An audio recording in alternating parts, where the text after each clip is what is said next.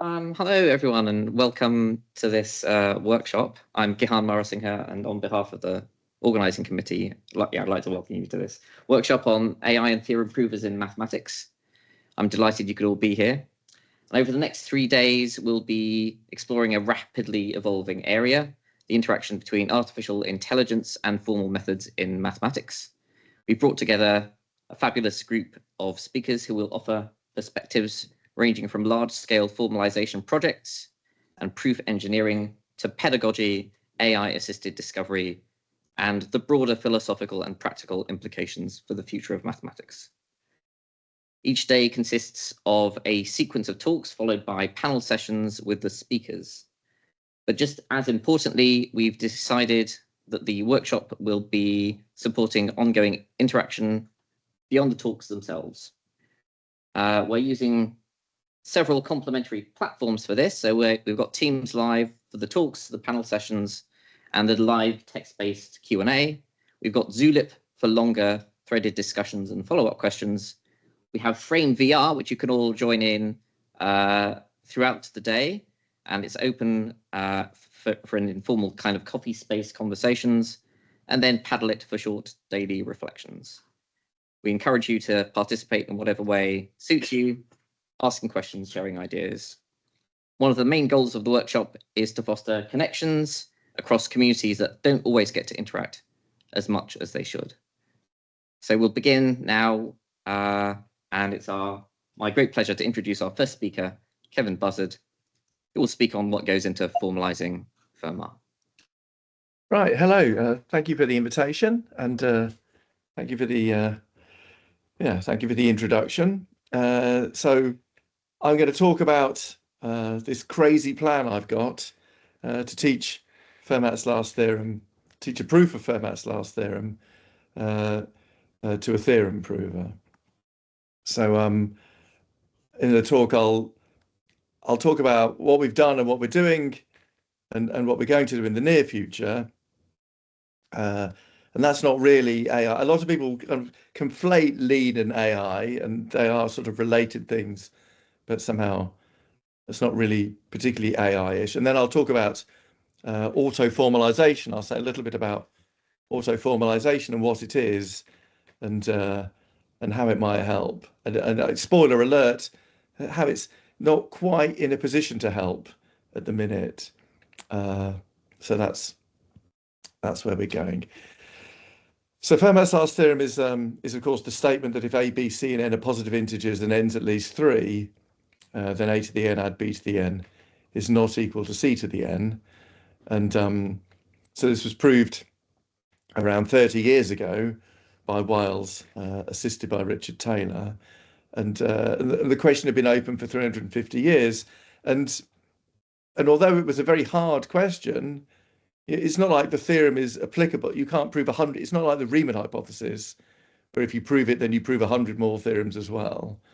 The theorem as it stands is somehow a novelty, but one of the reasons it's interesting, it was open for many centuries, and attempts to understand the question have led to a much deeper understanding of concepts of things like sort of factorization and elliptic curves. And these things, factorization and elliptic curves both have sort of applications in modern cryptography and cryptographic protocols and all sorts of things.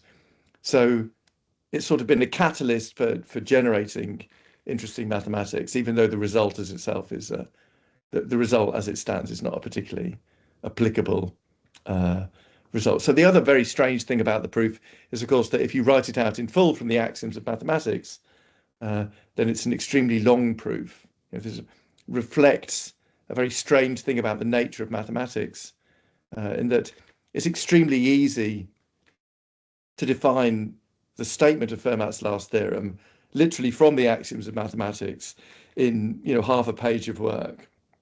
But to prove it, it seems that it's thousands of pages long. So it's a very strange. This is the shortest proof we know is thousands of pages long. And although the statement only uses the positive integers, the proof uses a huge amount of technical machinery. For example, the theory of automorphic forms. And automorphic forms are these things that really they've been around in some form or other, since Ramanujan was thinking about modular forms, but the theory really started taking off in the 50s and 60s, and they became a key players in the Langlands program, which is still something which is very much a hot topic in mathematics. Every couple of cycles, somebody seems to get a Fields Medal for new breakthroughs in the Langlands program. So although the statement looks like a very naive statement about positive integers, it sort of touches the proof touches what's happening in modern mathematics. So that's the background on the theorem, and so I want to say something about interactive theorem provers, just because I'm the first talk in the conference. So these are computer programs or programming languages, if you like. The idea is a normal programming language would have variables representing things like numbers or strings or whatever. But an interactive theorem prover is just a programming language where the variables can represent theorem statements and theorem proofs. It's expressive enough to manipulate these objects. And Lean is one of the many examples of an interactive theorem prover. Rock and Isabelle are two other prominent examples. And the way you can think about it, it's not AI, right? It's just a system that knows the axioms of mathematics. It's like writing a program which knows the rules of chess, but can't play chess. But if two people want to play a game of chess, they could play it using the program, and the program would stop them making any illegal moves, right? It won't suggest any moves, but it will stop them making illegal moves. So these systems know the axioms of maths and the rules of logic, and as a result, you can talk to them about mathematics, but you're the one having all the ideas, and it's just going, yes, that's a legal move. So since 2017, the idea has been in my head that it might be interesting to teach Lean a proof of Fermat's last theorem. And one of the reasons that I'm so interested in this 30-year-old result was it was sort of a critical moment in my life when it got proved, because it was proved when I was a PhD student of Richard Taylor, who was a student of Wiles, and it was Taylor and Wiles were involved in the proof. And furthermore, Taylor had been teaching me, the kind of ideas that go into the proof independently, because these were the ideas that were being used in my thesis. So basically, Fermat's last theorem has made my career, because a few years later, when I was on the job market, we were doing. I'm interviewing, and I'm the person that knows a lot about the proof of Fermat's last theorem, which was this sort of trendy thing. So in 2024, I managed to get an EPSERT grant to work on this problem of teaching it to the computer. And just before I actually launch into the talk, I would one more introductory slide where I just say something about why humanity might benefit from, because this is taxpayers' money, of course, now paying my salary, and I spend all day talking to a machine. I want to say a little bit about why humanity might want to formalize a proof of Fermat's last theorem. So I formalized Fermat's last theorem. Of course, one could say that a lot of pure mathematics is blue sky research, and this is just blue sky research. So that might be justification enough. But one question I often get asked is am I doing it because, am I doing it because I think the proof's wrong? And the proof has been accepted by the mathematical community. So that's not really the main reason I'm doing it. For me, there are several reasons I want to flag. It's a test to see what the systems can do. These systems have existed for 50 years in some form.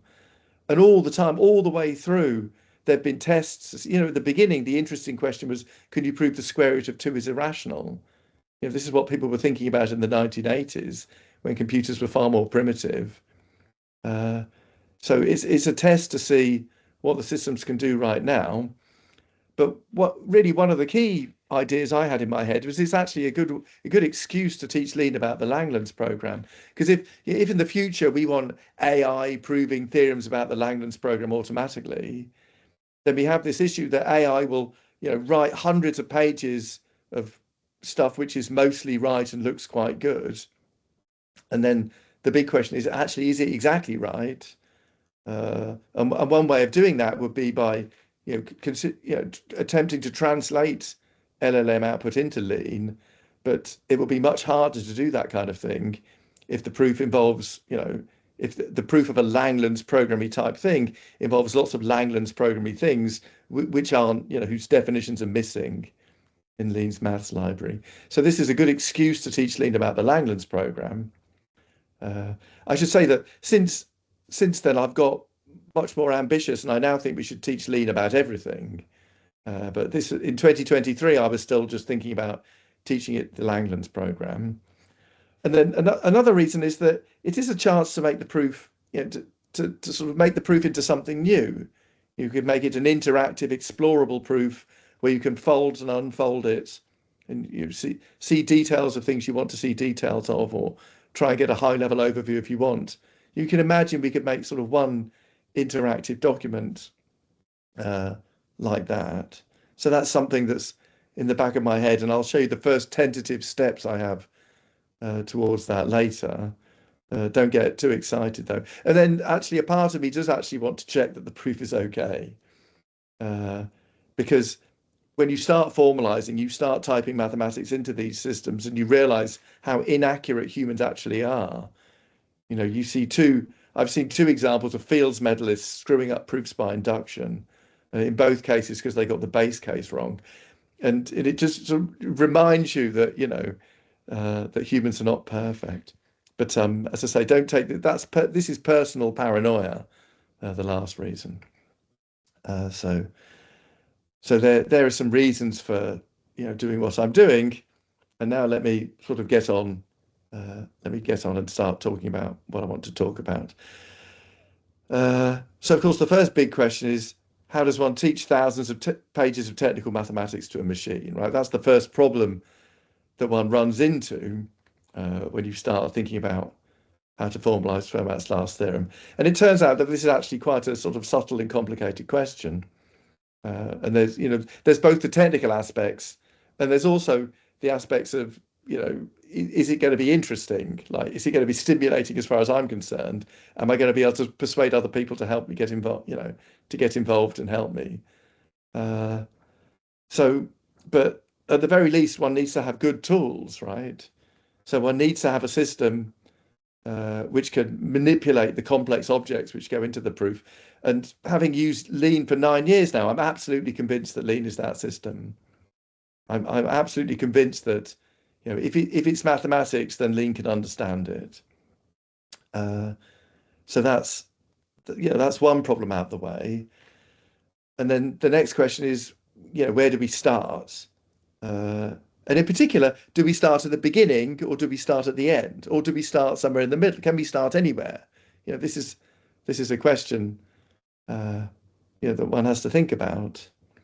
And in some sense, in 2017, we started by making, by beginning to make a mathematics library that contained the main results in an undergraduate degree. So in some sense, we started along, the Lean community started a long time ago, just building a system, based on classical mathematics that contained, basic things like quadratic reciprocity and basic definitions in algebraic number theory and, in group theory, representation theory, analysis, topology, all the other things that go into the proof. But one issue is that, code you write at the beginning, needs to survive until the end, right? Code rots. This is something, I thought you proved a theorem and then that was the end of it. But in computer science, you write code in some version of a system and then new versions of the system come out. And then maybe the code that you've written doesn't work anymore. This actually happens. Proofs can break for, often for innocuous reasons. Some definition gets renamed or, some theorem gets put into a different place. but the code you write sort of doesn't run anymore, and then you have to work out how to fix it. So this is called maintenance of code. And so the code I'm writing now is the code that I'm going to have to maintain at the end of the project. And Lean is Lean and its maths library are still in a very dynamic state. We've heard from the Lean, from the people powering the core software, not the mathematics part of it, but the core software, that this year is still going to be a year where they're not promising any backward compatibility. If they decide that their system is insufficient in some way, they're going to change that system and they're going to break code, and then we have a whole team of people fixing Lean's maths library. But then, of course, downstream of that, we've got me having to now fix a growing code base that's sitting on top of this maths library, and sometimes this can be hard work. So as I say, Lean and maths lib at this point in time, maybe this time next year it will be different, and Lean will be claiming that it's not going to make changes that break your code. But right now we're in a sort of quite a dynamic and exciting situation, where the code base is actively getting better. Every time, they make changes and you can see the library getting faster. You can see we look at, I'm a maintainer of Lean's maths library, and you can see the stats coming in. It makes changes and the library compiles more quickly. Things get better, but also things break. So this is right now, this is an essential part of the Lean ecosystem. Core developers are still understanding the system and understanding what users want from the system. So this is something that one has to bear in mind. So next I should say something about what I'm actually being funded to do. And especially in 2023, when I wrote the grant proposal, if you say, oh, I want to formalize 2,000 pages of technical mathematics, people would have said that this was an absolute joke. This would have been a very sort of a difficult technical problem. It's basically it's too big. 2,000 pages is too big. So it wouldn't be impossible to do, but it would just take many, many person years to do. And the grant runs for 5 years. And so I'm supposed to have achieved something within 5 years. And so it wasn't, formalize everything. That wasn't what I said I'd do. And as I say, it would have been ridiculous if I said I'm going to do everything, because a typical formalization project is just, even the largest ones are just a few hundred pages, and would have multiple authors. So in 2023, I didn't say, oh, I'm going to prove all of Fermat's last theorem. What I said was I would take the first step, in the sense that I would reduce the proof to results known in the 1980s. So the theorem was proved in the 1990s. So one mental model of what I said I'd do is the Wiles and Taylor-Wiles papers are around 150 pages, and they're from the 1990s, but they've got many, many references, essentially all of which are from the 1980s.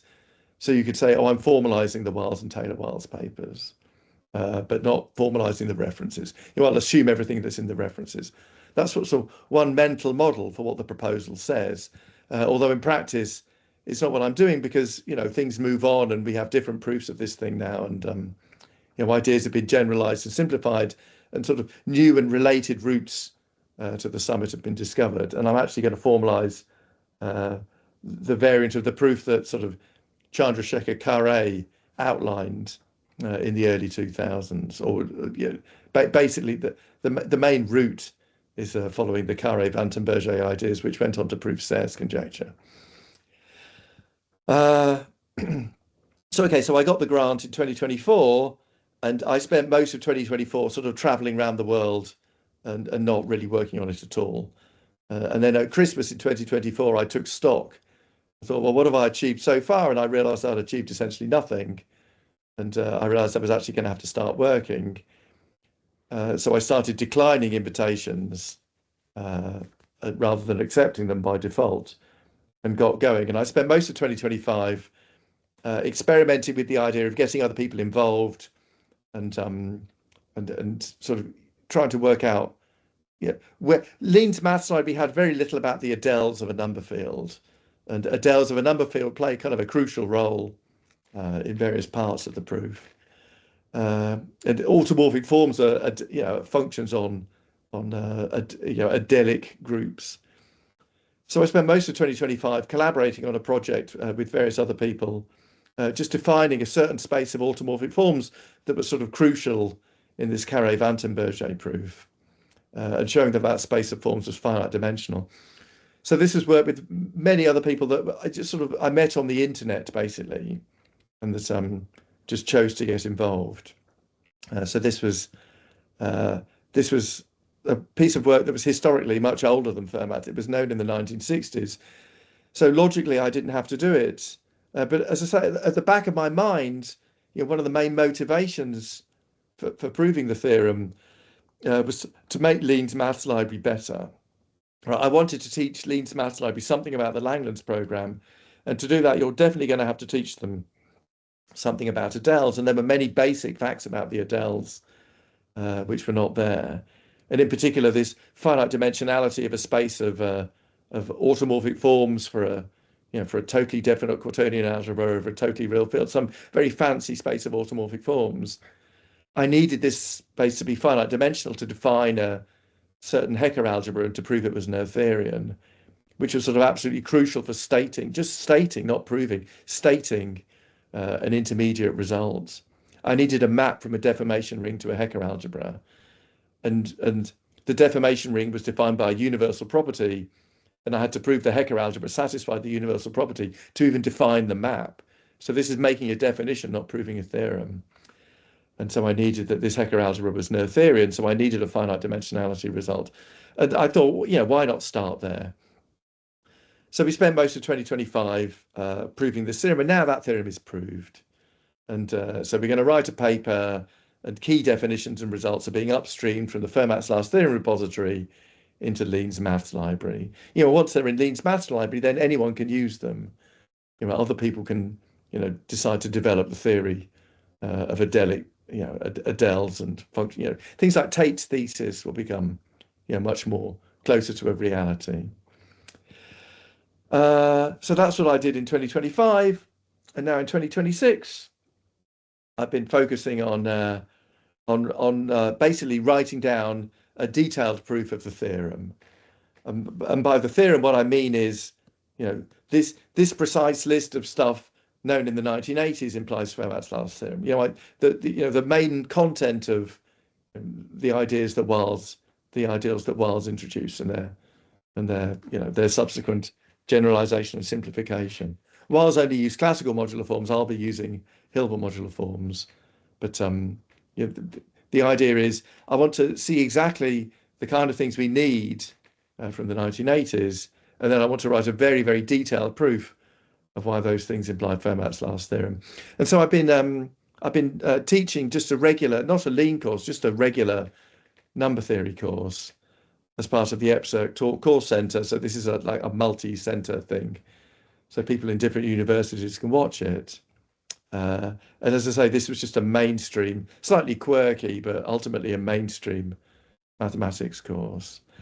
And I carefully went through the ideas that were introduced in the 1990s. And, to be quite honest, I'm now pretty much convinced that this part of the proof is going to be fine. If there's going to be an error, at the back of my mind, I'm always worried that there might be an error. But now, now I'm just thinking, well, the error is going to be, in the analysis somewhere that I'm not going to do because the analysis was all done in the 1980s. So I didn't finish. Unfortunately, my plan was to give 16 hours of lectures and give a complete proof, a complete, quite detailed proof that a bunch of theorems from the 1980s implied Fermat's last theorem. But unfortunately, I got as far as stating and sort of giving key reductions towards, but not proving this key modularity lifting theorem, the thing that Wiles did that sort of changed the course of everything. So I'll give some more lectures next term where I prove the modularity lifting theorem, just an informal, not in lean, informally, in normal human mathematical language. And then we'll probably start on the formal proof of the modularity lifting theorem. So I have a PhD student that's already proved a sort of very basic version of this theorem. So that's where we are in 2026. And then after that, I want to create a top-down blueprint. So for those that haven't seen blueprints before, let me just say something about another plan for this year. Let me show you. So this is a blueprint. This is a blueprint graph. Maybe I'll say this is a blueprint.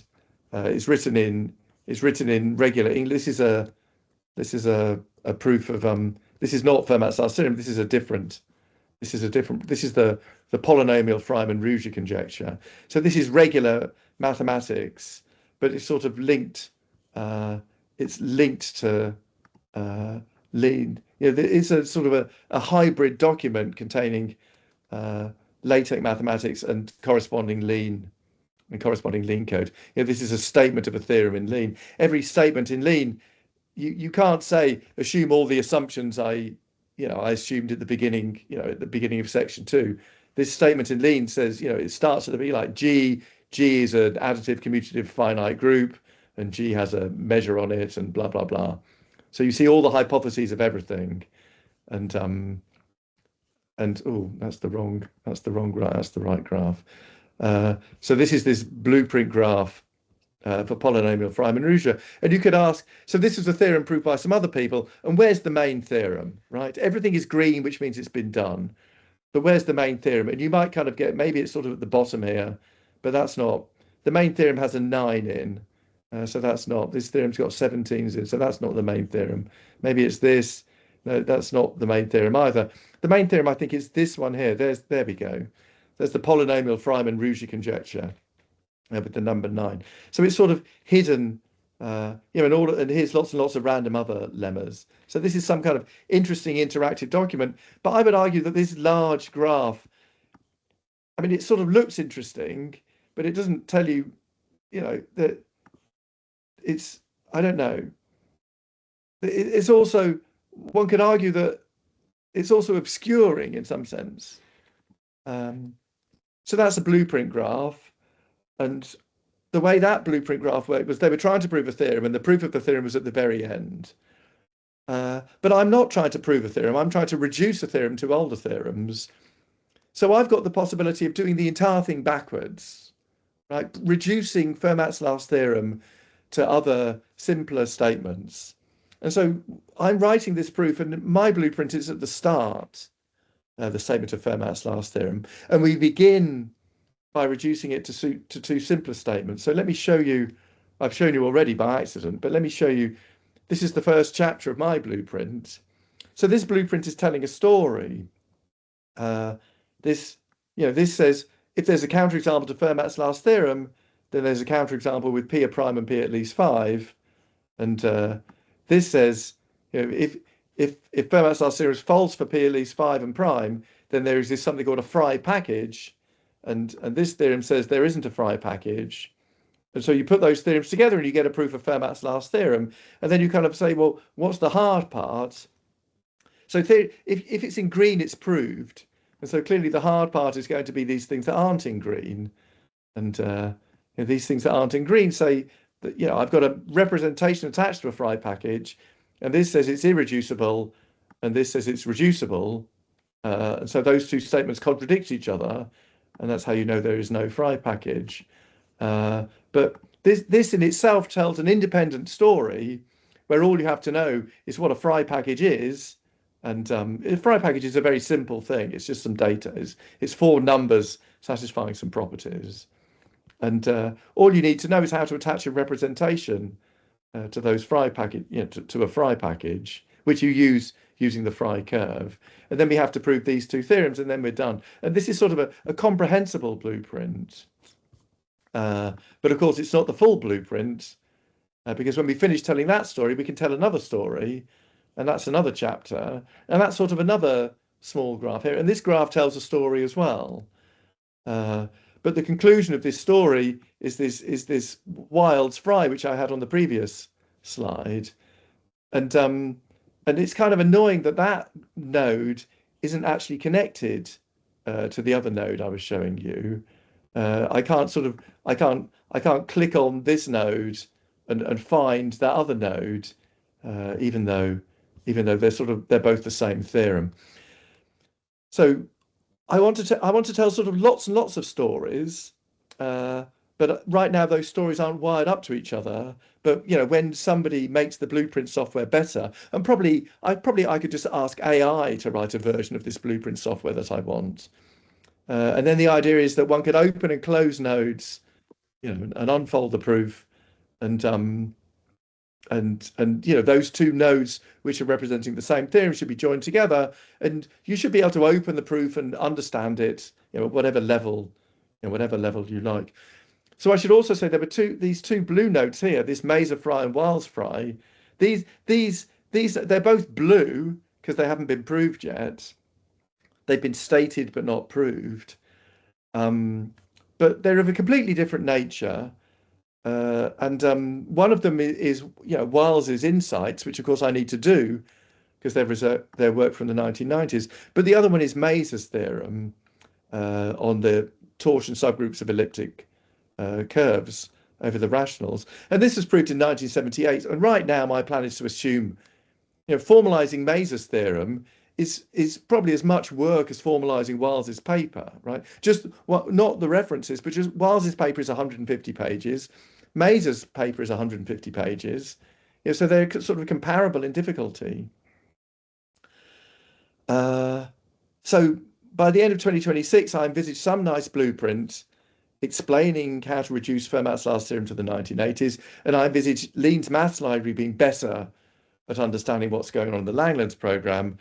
And I envisage there being a lot of work to do, formalizing. Then I'll have to actually write I haven't written any Lean code basically all year, other than maintaining the library. I've just been writing, I've been writing regular number theory seminars. So then later on this year, I'm going to have to start, proving technical results about finite flat group schemes and things like this. And unlike the bottom-up work, which sort of, people who were people who got a degree in mathematics were able to help with. And for this technical stuff about finite flat group schemes and periodic Galois representations, basically you're going to have to be somewhat of an expert already to help me. So, a PhD student or above in number theory, or maybe you could be a machine, right? So I've spent half an hour talking about Fermat, and I haven't mentioned AI once. So that was the first half of the talk. So now in the second half of the talk, I want to investigate sort of going forwards. Once we actually have to start writing a bunch of, I've now got the plan in my head. In a few months' time, I'll have the plan down as a blueprint, and then we're going to have to write a lot of Lean code. And I'm going to spend the rest of the talk talking about the idea of maybe instead of me trying to find PhD students that could write this code for me, or me writing it myself, what about the idea of machines writing this software? So yeah, auto-formalization. So I wrote the grant application in 2023, and in 2023 the world was a very different place, right? So ChatGPT could write Python code, but the reason that was happening was there were billions of lines of Python code on the internet and lots of Python resources, but there were only millions of lines of Lean code on the internet, and indeed only millions of lines of Lean code in existence. And furthermore, there were no sort of useful resources saying, oh, here it is in LaTeX, here it is in Lean, here's 1,000 things in LaTeX, here's the corresponding 1,000 things in Lean. Nobody had designed that thing. The AI people were saying it would be very useful to have at that time, but no one had written it. And so this idea of auto-formalization, where you get a machine, instead of translating manually from human language into Lean's language, auto-formalization is getting a machine to do it for you. And in 2023, it seemed that there were sort of major missing ingredients, and that auto-formalization wasn't going to be working anytime soon. But of course, because of the huge amounts of money pouring into AI, things move on, and it is still the case that there's only millions of lines of Lean code on the internet, not billions. And it's still the case that there's no Rosetta Stone that's translating human, lots and lots of instances of human language and lean language next to each other. But it turns out that auto-formalization is here anyway. It turned out that those things weren't necessary. So let me say something about what happened last month. So one of the things that happened last month was this tech company, Math Inc. They auto-formalized a paper which was a crucial part of Wiesowska getting her Fields Medal in 2022. They took this paper, which is up on archive, and they fed it into their machine, and it sort of whirred and crunched for a week, and then it downloaded various references in this paper, and whirred and crunched on those references, and this paper, which proved the optimal way of putting 24D spheres into 24D boxes using the key ideas that Wiesowska had 2 weeks earlier, putting 8D spheres in 8D boxes. It crunched, this machine crunched and whirred on this paper, and it took a week to read it and to translate it, and it spat out 200,000 lines of lean code in a 1 week period. And note that Lean's maths library is about 10 times as big as that formalization, 2.25 million lines of lean code, but it took 8.5 years and counting to write. And so in AI can write a tenth as much code, but in 1 week. So another thing that happened in March was that the Beijing group, led by Bin Dong, the Archon group, they formalized 2 research level lemmas, which had just been proved by AI. So first proof was 10 challenging lemmas that researchers had run into, which was sort of technical and difficult. And the challenge was, could AI solve these? Could AI solve these lemmas? And AI solved AI, of course, was quite happy to write down proofs which purported to be solutions to all of these lemmas. But then when humans started reading the proofs, it turned out that a lot of them were nonsense. They were incomplete. But 5 of them, I think 5 or 6 of them, the humans decided were correct. And of those 5 or 6 of them, 3 of them, not only have humans decided they're correct, but machines have decided that they're correct. Machines translated 3 of these AI-generated outputs into Lean. And 2 of them were done by this. One of them was done by an independent researcher, but one of them was done by somebody using another system, and then this group from Beijing did 2 more. And again, these people were transparent about how much it cost. They said that it cost them $2,000 to write 12,000 lines of code, and it took them 4 days. So this was $1,000 per research level lemma. So that's one thing. And then Facebook are also involved. Meta were supervising a PhD student, Fabien Glerkler, and as part of his PhD project, he's formalized a 700-page textbook on algebraic combinatorics. Well, he didn't formalize it himself. He got a machine. He wrote the framework, the scaffolding that got a machine to do it. So there they used 13,000 Claude Opus agents, and got these things to write 130,000 lines of lean code. So again, that just took a week, and this cost $100,000. But it's a huge piece of work. It's a 700-page. That's much longer than the Wiles and Taylor-Wiles papers. That's a 700-page textbook.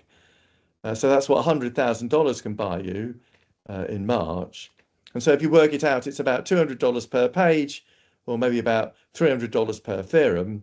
So much cheaper than the first proof theorems, but these are theorems of a much easier. These are theorems you teach to a graduate student. So for those of you that think that $300 is a lot of money for a theorem, you might sit down and prove a theorem for free, right?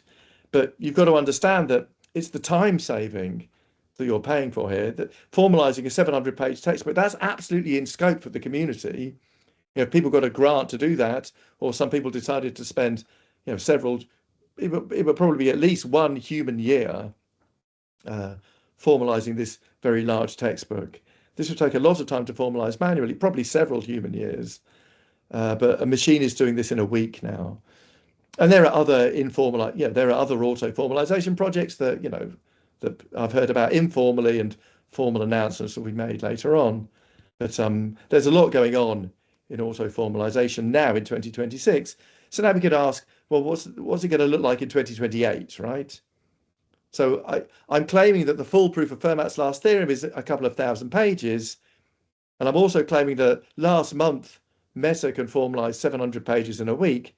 So, of course, one plan is that I just take the money, go off on a round the world cruise and wait for AI to get better.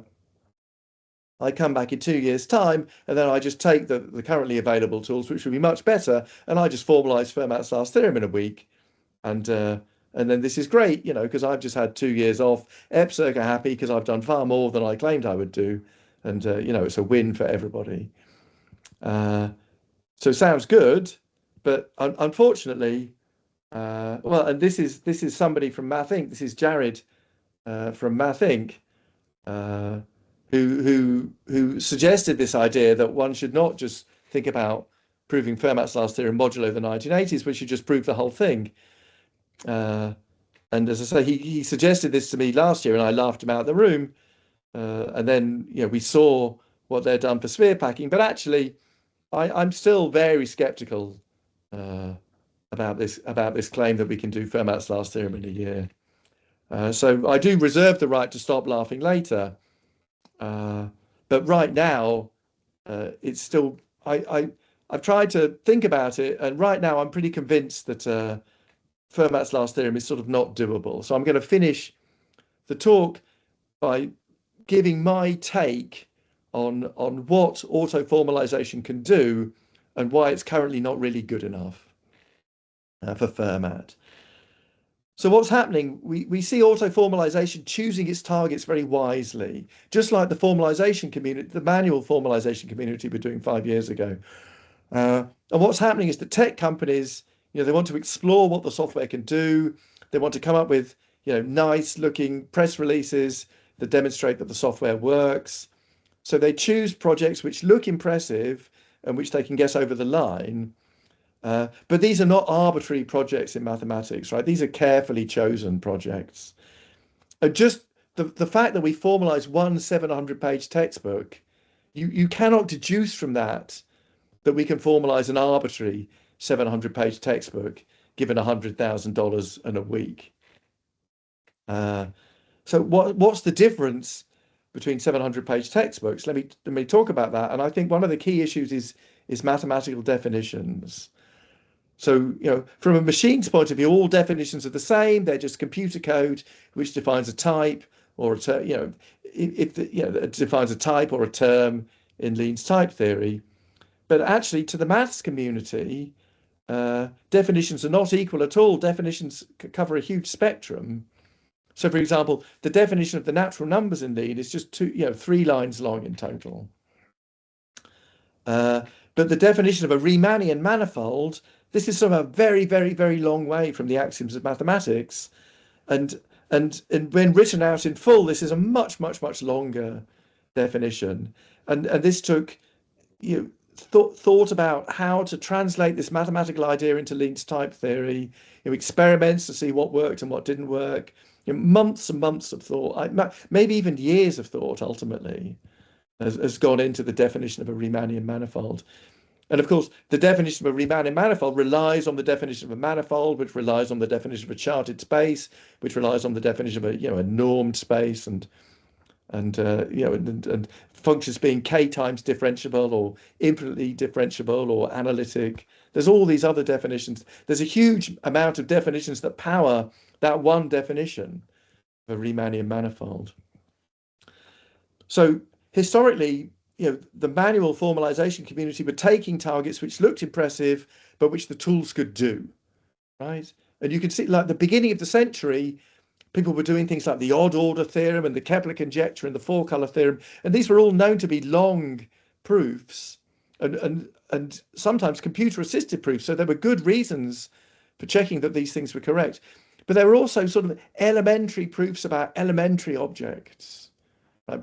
Because those were what the systems were best at the beginning of this century. And in all cases, these are theorems whose statements you can explain to a first-year undergraduate without too much difficulty. And you see, because that's what, when the systems were just getting good, that was what the community understood, and that was what the tools could do. So they were doing things that looked impressive, but in some sense they weren't representative of what was happening. And then later on, when the tools got better, manual formalization also got better, and people started proving fancy theorems about extensions of liquid modules, and actually engaging with very complex work which involved very complex definitions. And and and now it's sort of got to the point where it looks to me like manually the community could formalize anything. You challenge the MathLib community to formalize a piece of mathematics, and they'll say, give us the time, and we can do that, because now the systems can do it, can do anything. But auto-formalization, I don't think we're at that point yet. Auto-formalization, I think we're still at the point where you do the publicity stunt. You do the thing, you say, look, we've done 700 pages. We could look, there's evidence that in the future we're going to be able to do everything. But the evidence we're seeing right now, I don't think it is evidence that we currently can do anything. So let me revisit the auto-formalization topics, which I just spoke about. So last year, I didn't mention this before, but last year Math Inc. did the prime number theorem. So they fed a human proof into a machine, and the proof, the machine came out with a prime number theorem. So we get these are elementary. You need to know the logarithm function, and you need to know prime numbers. So this first proof challenge, these are tricky research level problems, but when you look at the ones which are auto formalized, the ones which have been translated into Lean, those three theorems, they're about polynomials and graphs and matrices, right? There are 10 first proof questions, and one of the first proof questions is about Whittaker models, and smooth irreducible representations of p-adic groups. And that has not been auto-formalized because no interactive theorem prover knows the definition of a Whittaker model for a smooth irreducible representation of GLN of the p-adic numbers. The key complex definitions are missing, and these things are not done. Whereas the things where the definitions were simple, they're done. Sphere packing, you have to know what the density of a subset of Rn is. So you need to be able to talk about Lebesgue measure on Rn, which is the same as Haar measure. And Lean's maths library has Haar measure already. So we have the relevant measure on R24. So the only other missing definition is the Leach lattice, and the Leach lattice has a very simple definition. It's just like here are 24 vectors in R24. Now just look at the subgroup they generate. So the definition of the Leach lattice is not hard to write down. So the definitions are elementary, and this algebraic combinatorics book, algebraic combinatorics is subtle theorems about counting. And but the definitions involved are very, very simple.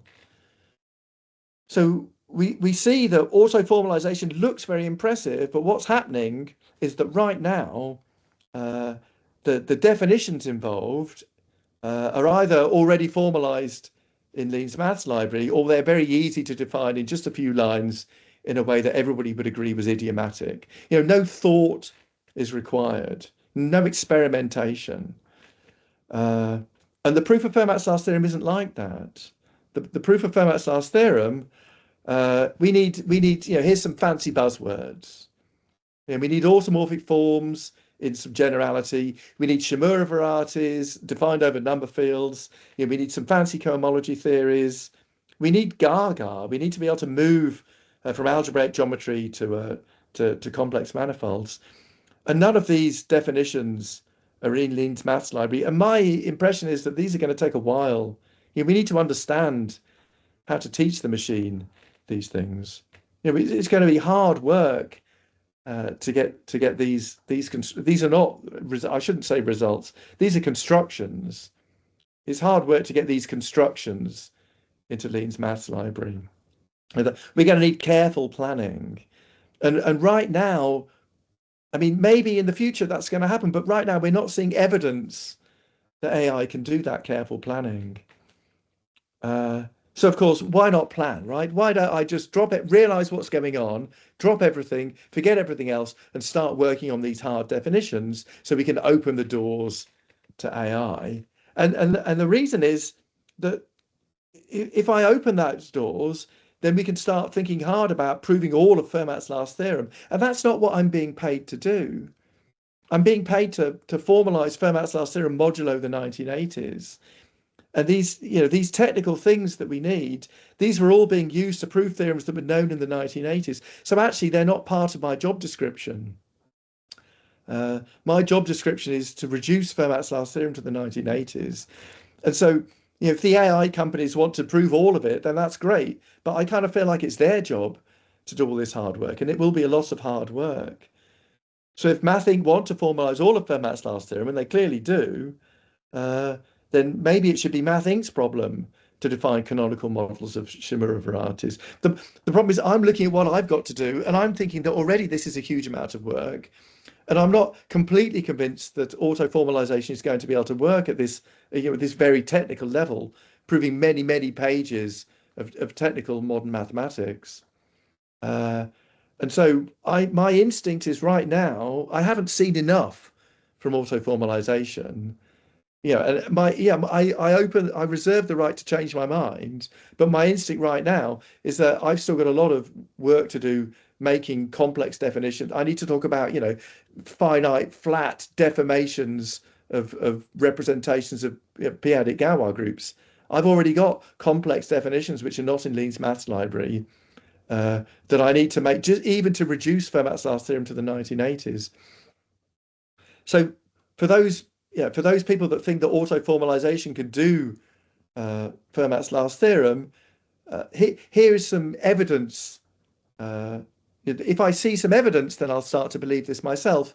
But here are two challenges. I'll finish the talk with two challenges. And the first one is, what about Mazur's theorem? It's as long as Wiles's paper. So I'm doing a 150-page paper. Here's another 150-page paper. Let E be an elliptic curve. Then I claim that its torsion subgroup, the size of its torsion subgroup, is at most 16. Right, an elliptic curve of a cube. This is a very difficult Diophantine result, proved in 1978, 150 pages long, uses lots of stuff. Uses delicate constructions of integral models of modular curves. It uses some class field theory, uses some non-trivial things. It's 150 pages, but I'll tell you something, it's a darn sight easier than Wiles's paper, right? Those of you that think just feed Wiles's paper into the machine, what about Mazur's paper? Mazur's paper is very, 50 years old, and it's it needs a bunch of technical machinery. So a baby case of Shimura varieties. How about we get a machine to do Mazur's paper, right? If I see a machine doing Mazur's paper, then my opinion might start changing. But one thing's for sure is that the proofs of Fermat's last theorem, they need Mazur's theorem. So there's a challenge. And so that challenge is prove a theorem. And the second challenge is a definition. And we need moduli spaces of PELA abelian varieties. Right? All known proofs, are going to go via moduli spaces of abelian varieties. So, if we want to see a missing definition, why don't we define those moduli spaces? So we want the definition as an algebraic variety over a number field, and then the universal abelian variety living on top, right? So this is a definition that's missing from Lean's maths library, and it's going to be hard work to make that definition. And if an AI makes that definition, then I'll start changing my mind. But right now, I haven't seen auto-formalization making challenging definitions. And as I say, I should be careful what I say, but certainly the proof of Fermat which I'm formalizing will need hard theorems about these objects. So clearly auto-formalization is getting very, very good very, very quickly, but right now it can't do those two things. And if it can do those two things, then maybe I'll change course. But it's not clear to me that auto-formalization is ready for those two challenges. But it's going to get better. And it remains to see how much better. So just to give you one data point, so I thought I'd try this, but before I started throwing out challenges, I thought I'd try one myself. So Hilbert modular forms, these are much easier than canonical models of Shimura varieties. But I tried getting AI to define a Hilbert modular form, and because I'm going to need Hilbert modular forms in the proof I'm formalizing. And so I asked an AI to formalize the definition of a Hilbert modular form, and it got it wrong. A Hilbert modular form is a complex analytic function. It's complex differentiable, and the AI had a function defined on a product of copies on the upper half plane, and it couldn't find a complex manifold structure on these things, so it couldn't talk about it being complex differentiable. So it just wrote that it was continuous. And it didn't say, oh, by the way, I've written the wrong definition. It just literally wrote that these things were continuous. So I pointed out that it had used continuity and not differentiability, and it tried again and still got it wrong. And then the third definition, it finally managed to say that the thing was differentiable, not continuous. But there was a missing boundedness hypothesis. It still wasn't right. So there was sort of a lot of back and forth between me and the machine going, yeah, that code, great, that code compiles, but it's not the definition of a Hilbert modular form, it's something else. This is the problem. It writes code that compiles, but it doesn't mean what it's supposed to mean. This is the problem. When you're formalizing definitions, you can get them wrong, right? You're formalizing proofs. Lean checks to see if your proof is correct. But you formalize the definition of a ring and you forget one of the axioms of a ring, it still compiles. It's just not a ring. So by the sort of the third iteration, when it still hadn't got it right, I was beginning to think that actually, if I wanted to define Hilbert modular forms, I should just sit down and define Hilbert modular forms manually. What was the point of just telling the machine that it was wrong? So I think an interesting question from the would be, could we make some kind of Claude skill, for example, that plays the role of the human saying, no, look, this is wrong. This is the reason it's wrong. Can we replace me by a machine? And actually, this is the problem. Formalizing complex definitions, there still needs to be a human in the loop, as far as I can see. So that's the end of my talk. Here's a summary. We're ticking along nicely. And if we still keep going on the track that I'm currently envisaging, then by 2029, we'll certainly have reduced it to statements which were known in the 1980s, and probably will have got further as well. I currently can't see a path towards formalizing all of it using the technology we have in 2026. And of course, you don't believe people that just say, oh, of course it will be done within a year. But it seems to me that right now there's always a bottleneck. And right now, one bottleneck is complex definitions which have not been formalized yet and which need to be done idiomatically and correctly. So AI is auto-formalizing a bunch of stuff, but it's not auto-formalizing definitions. So, things will change, but I'm not clear about when they will change. And so until then, we're going to continue to formalize hard definitions manually and wait for AI to catch up with us. So that's the end. Thank you very much. Right. Thanks so much, Kevin. That was a really enjoyable talk. We've had a couple of questions here in the room, and if anyone else has any questions to add, please do so using the Q&A feature on Teams Live. So one of the questions perhaps you've already answered, but I'll ask the question anyway. So is it your opinion that if we want to make advances with auto-formalization, manually focusing on the definitions would be the first step, and then use auto-formalization would be best suited for the proof work? That my impression is that that's where we are in 2026. I don't really understand the boundary of auto-formalization and complex proofs, but this Archon work has suggested that we can do non-trivial mathematics if all you have to do is if you have the human proof and all you have to do is translate it, then it looks very, very promising. But yeah, definitions, I've not seen any evidence of complex definitions being auto-formalized correctly. But as I said, of course, things will change. Then the next question is, have you worked out which definitions you will need to formalize to complete your formalization project? How big is the issue you mentioned at the start, having to formalize some significantly older results in order to equip Lean with appropriate definitions? So if my project is formalizing things modulo the 1980s, Then this course I just gave has given me a crystal clear list of definitions, which over the next few months I will be sort of writing down in a document that will be on the internet, and it will be very clear what's needed.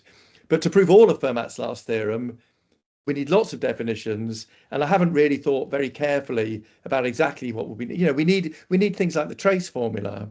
So we need things coming from analysis, which is a topic that I'm really quite ropey on. So to do all of Fermat's last theorem, we'll need many more definitions, some of which I'm not very clear about exactly what is needed and what generality. But yeah, for just reducing it to the 1980s, I now know pretty much exactly what we'll need. And over the next few months, I'll be writing these things down. So I don't know if we've had. So I guess I've got a question for myself about auto-formalization.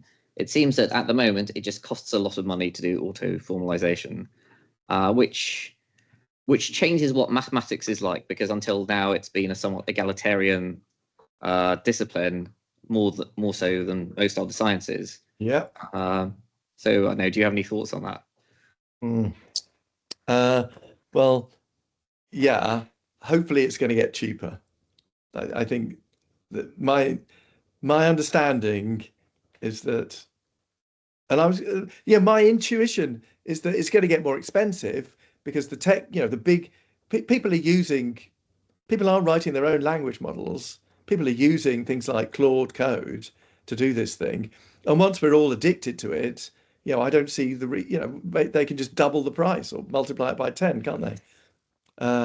But apparently it's not going to work like that. The open source language models will catch up, and there'll be some bidding war, and token price will go down, and so apparently it's going to get cheaper. This is what the experts tell me.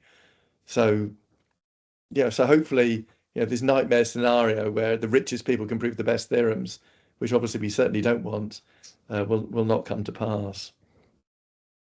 Brilliant, thanks. We'll hang on for a little while longer in case there are any more questions that people are still dying to ask, and then you'll certainly be back for the panel session later this afternoon, BST. Oh, right? well, yes. Okay, right. Thanks. I'm sorry. May I ask? Oh, yeah. Can you hear me? Please. May I ask a question? I'm sorry. I'm not familiar with the team's feature for asking. I can certainly hear you. Yes. I'm not familiar with how that inputs the questions into Teams, but so the question is, can you use some? I'm not sure whether auto-formalization is exactly the correct term, but can you use some sort of AI to do the code maintenance that you were talking about for updated versions of Lean? My instinct is yes. My instinct is that now we're getting to the point where Lean changes, Lean's maths library breaks, Lean's maths library is fixed, and then we see a huge diff on GitHub saying, oh, look, here's what it looked like. Here's what it looks like now after this change in the core software. So here's lots and lots of examples of stuff that needed to be changed. Now, please fix my project. I think that that's absolutely the kind of thing that AI would be very easy.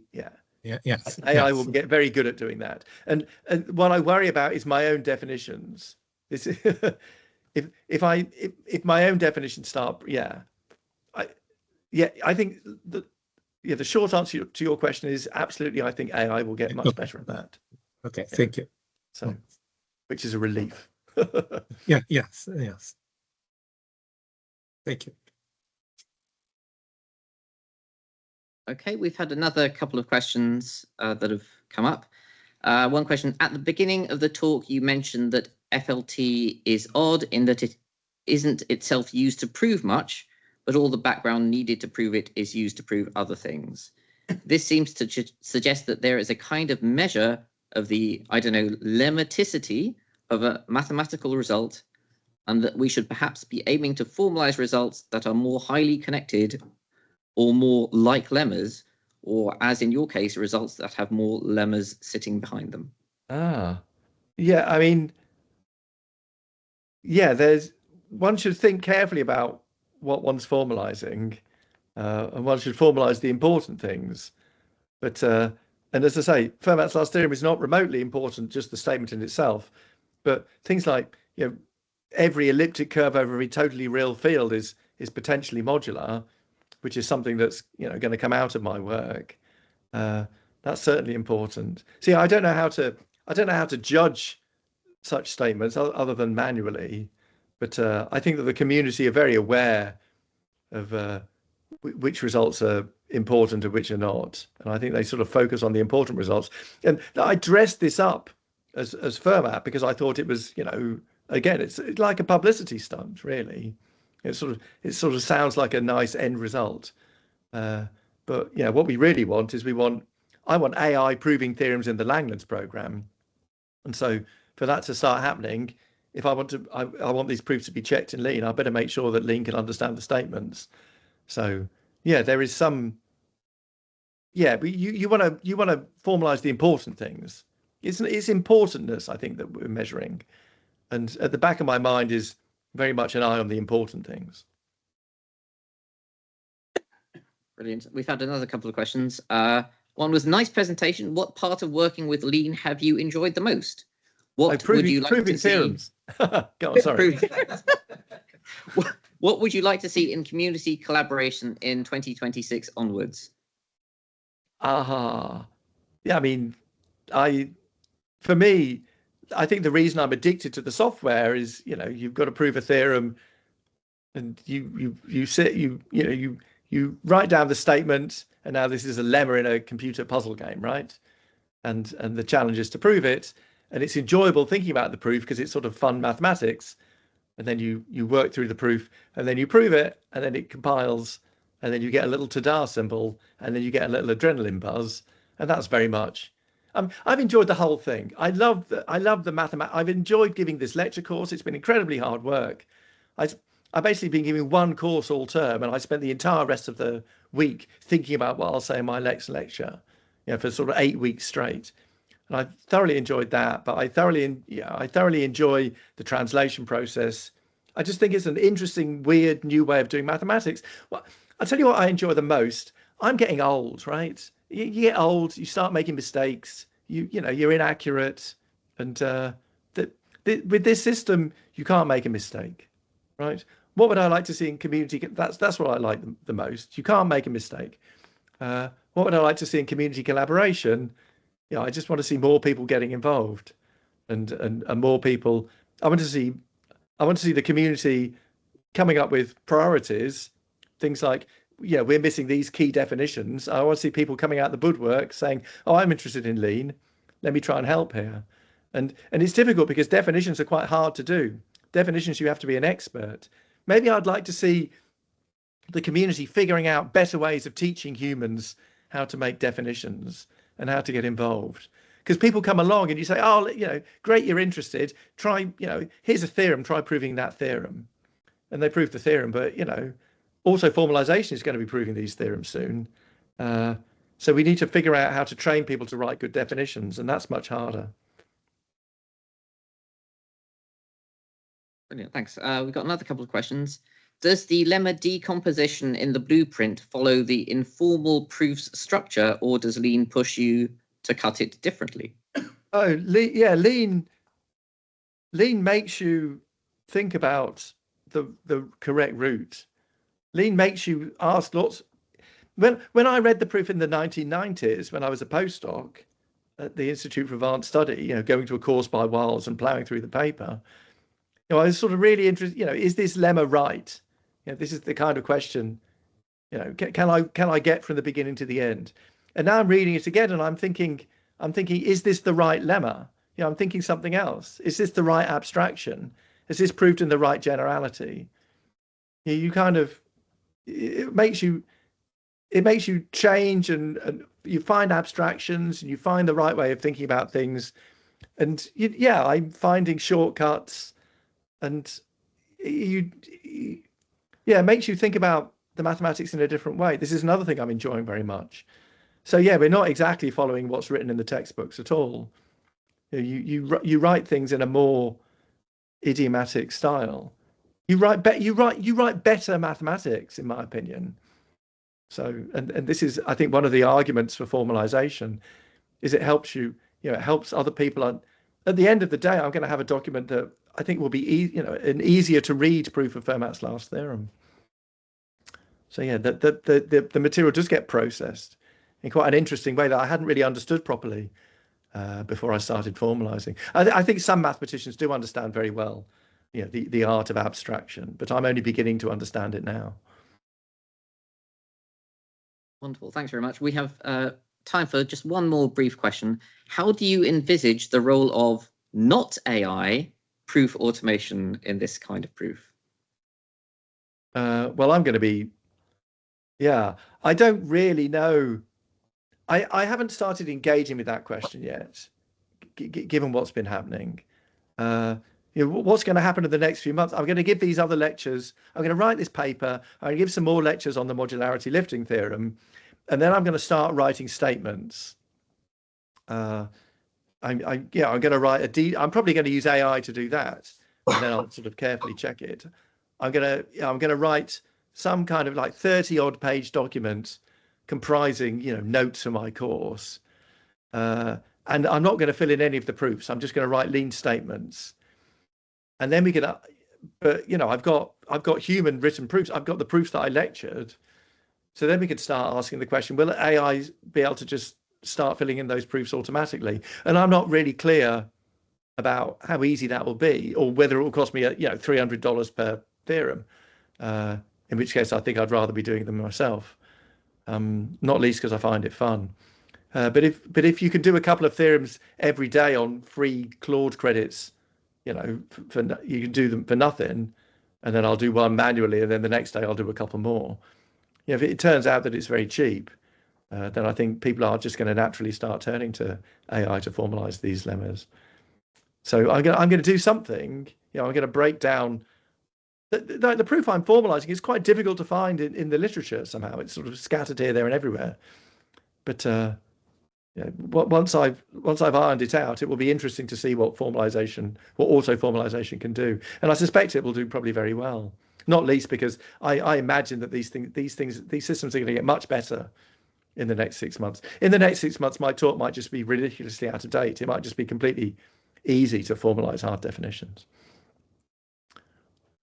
Brilliant. Thank you so much, Kevin. We've got about a 3-minute break, and then thank